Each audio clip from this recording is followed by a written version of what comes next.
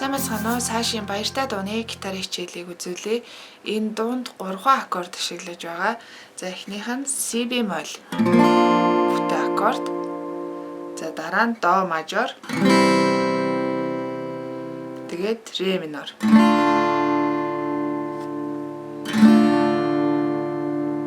За тойргийн хувьд бол Re minor дээр 2 удаа цохилтыг нь өөрөөр хэлбэл Si bemol major 1 цохилт, Do major 1 цохилт, тэгээ Re minor дээр 1 2 тэгээ нэгээ тойруулаад яваад байна гэсэн үг.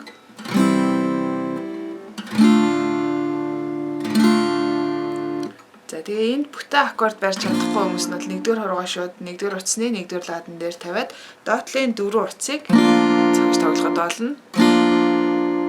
За баруун гарын цохилтын хувьд доошо, дээшээ, доошо, доошо, дээшээ, доошо, доошо, доошо, дээшээ. Энэ цохилт байгаа. За тоонд үзүүлэх юм бол 1 и 2 и 3 и 4 и 1 и 2 и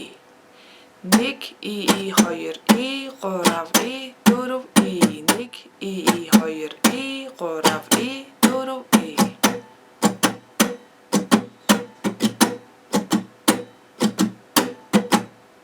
За энэ дээр анхааруулах нэг зүйл нь юу вэ гэхээр 2 болон 3-ын арын И дээр доошо цохиж байгаа доошо цохилтыг бүх утсаа хамарч бүр ингэж биш яг энүүхэн хэсэгт нь дунд нь ч юм уу одоо бааз нотныхоо хавцаа жижигхэн ингээд утсандаа шүрэх гээд болно. Тэгэхгүй бол бүр хитрхи юм сунжирсан сонсогдно. Тэгэхээр ингээд жижигхэн цохиж ийн гэсэн үг байна шүү дээ. Тэр чигт нь ингээд цохихгүйгээр 2 болон 3-ын арын И дээр доошо цохиж байгаа энэ хэсгийг жижигхэн энэ хавьд нь ингээд цохичихно гэсэн. За эсвэл бол тэр 2 болон 3-ын арын И дээрх доошо цохилтынхоо оронд зөвхөн хуруугаараа утаснуудаа ингээд чимээгүй хаачч болно. Тэрнээс бүр яг ингээд цохиж бол бөмбөрдөг шаардлагагүй байхгүй. Ингээд гэсэн.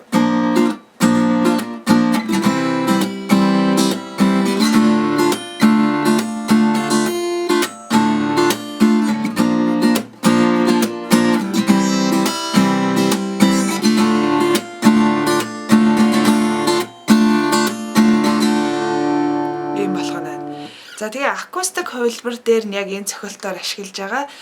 Дээрээс нь акустик хувилбарыг нь яг заагаад өгөөч гэдээсэн юмсэвд аккорд нь адилхан. Гэхдээ ашиглаж байгаа газар нь өөрөөр хэлбэл Do major-ыг бид нар 1-р байрлал энэ дээр нээлттэйгээр цохидог бол 3-р ладан дээр ингэж бас барьж болдог. Тэгэхээр яг энэ акустик хувилбар дээр гараа шилжүүлээд энийг нь ашиглаж байгаа гэсэн үг.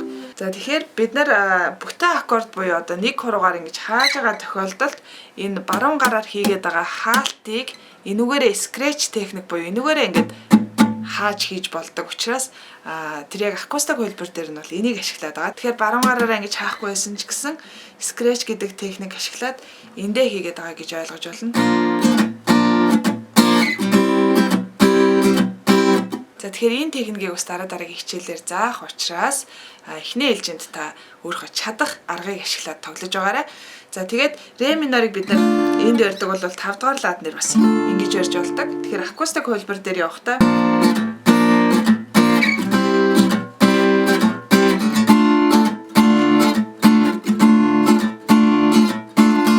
тэгээд төгсгөл хэсэгт нь дахиад нэг аккорд энэний хард тэг ингэж орж ирж байгаа.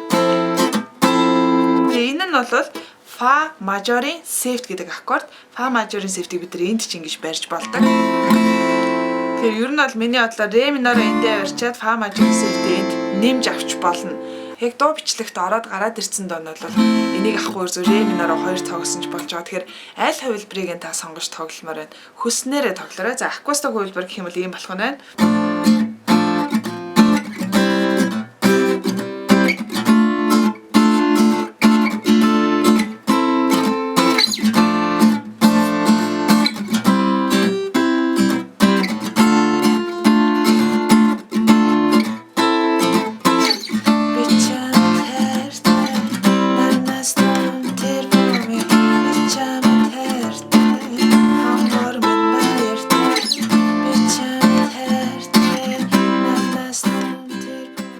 тэгээ мэдээж дандаа бүтэн аккорд тоглоод хэцүү чадахгүй хүмүүс байх юм бол си бемоль мажороо эндээ авчаад тэгээд бусдын дандаа задгаагаар эндээ тоглож болно. Тэгээд хумсаараа цохиод пикер цохиод ингээд цэвэрхэн дуурахгүй байх юм бол эрхийн урууныхаа дотор хэсгээр бас цохилтоо хийж болно. Тэгмэл арай зөөлхөн уянгалаг сонсогдно гэсэн үг. Тэгээд бусдын дандаа нээлттэй цохилтууд хийх нэ тий. Би чамд хайртай нарнастай тэр бомиг би чамд хайртай амар баяртай би чамд хайртай нарнастай тэр бомиг би чамд хайртай амар баяртай. За тэгээ ер нь л 4-4 хэмжээтэй ямар ч цохилтыг ашиглаж болно. Та өөрийнхөө илүү гарт дассан цохилтыг ашиглах юм бол дуулангаа аккордуудаас солиход илүү эвтэйхэн байдаг. За тэгээ жишээ болгоод дууныхаа хэсгээс жаахан ч гэсэн дуулаад үзье. Тэгээ надад бол яг до мажорыг ийшээ барьснаас шууд ийшээ барьсан нь бол илүү гоё сонсогддог учраас би ингэж ашиглана. За дээрээс нь дахиад нэг юм сануулж хэлэхэд си бемоль мажорын септийг бүтэн барьж чадахгүй ийшээ шилжүүлж чадахгүй хүмүүс байгаа юм бол зүгээр биш дараа нэгдүгээр хуруугаараа доотлын 4 утсыг бас ингээд тоглолцож болно. Тэгээд до мажор орохтой шилжүүлчих тий.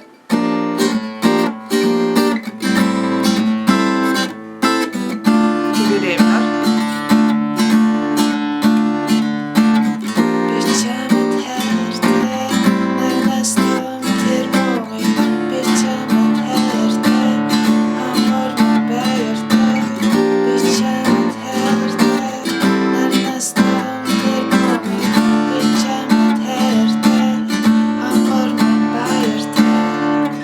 муухай сонсогдохгүй байгааз бас их тийм өвөрмөц гоё сонсогдно. За тэгэхээр алингээр ч ер нь тоглож болох нь аль чадах одоо боломжтой танд эвтэйхэн байгаа тэрийгээ сонгоод тоглоорой. За одоо жишээ болгоод хэдүүлээ дунаасаа хэдэн мөрийг дуулж үзцгээе.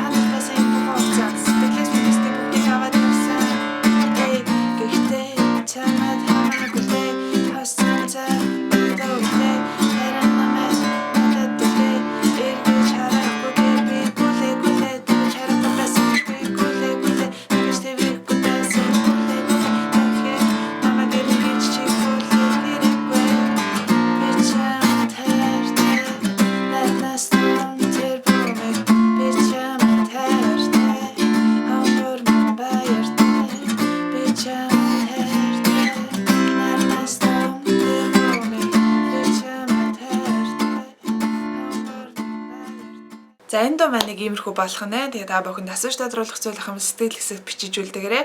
Бас subscribe гэсэн товчноор дарж бидний ажлыг дэмжихээ мартваа. Баярлалаа, баяртай.